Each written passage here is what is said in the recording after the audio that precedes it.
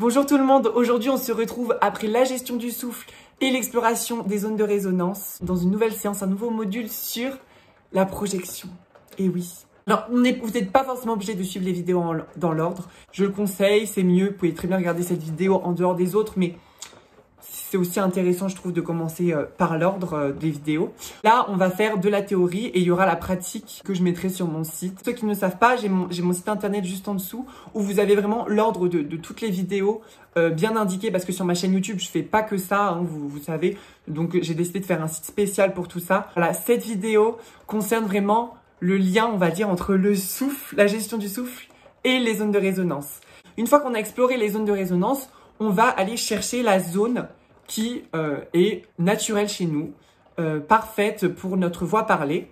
Beaucoup d'élèves qui ont la voix derrière. Oh, ça veut dire qu'ils parlent un petit peu comme ça, vous voyez. Il faut vraiment, en fait, aller chercher devant pour vraiment aller chercher l'aigu. Et ça, c'est tout le but de cette vidéo. La projection, qu'est-ce que c'est? En fait, ça va être tout simplement la capacité de la voix à rayonner. Le fait par exemple, là, je ne projette pas, je minote un petit peu. Donc là, voilà, la voix est vraiment parlée. On entend tous mes harmoniques. On entend quand même les harmoniques, mais il manque quand même des harmoniques du masque, en fait. Et là, quand je vais un petit peu parler comme ça, vous voyez, ma voix est un peu plus projetée et un peu plus l'harmonie, elle est là. Faut faire attention entre le volume et l'accroche du son. En fait, là, on va parler de projection.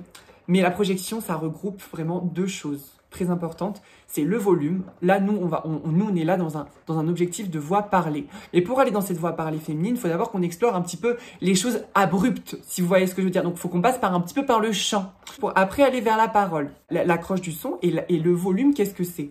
En fait, c'est quand, par exemple, pour avoir la bonne accroche du son liée au volume, il faut vraiment que vous soyez dans l'action, spontanéité. Ne vous jugez pas, vous êtes « Ah là là, il va mourir !» Voilà. Là, vous êtes bien placé dans votre masque. Vous voyez comment ça résonne aigu? Vous voyez, donc ça, c'est la projection, en fait. Voilà, on projette. Il faut garder, en fait, ce placement extrême de la projection dans la voix parlée. Et donc, l'accroche du son, en fait, il se fait facilement lorsqu'il y a du volume. Donc là, nous, on va essayer de diminuer le volume, mais de garder cette accroche du son à travers les exercices.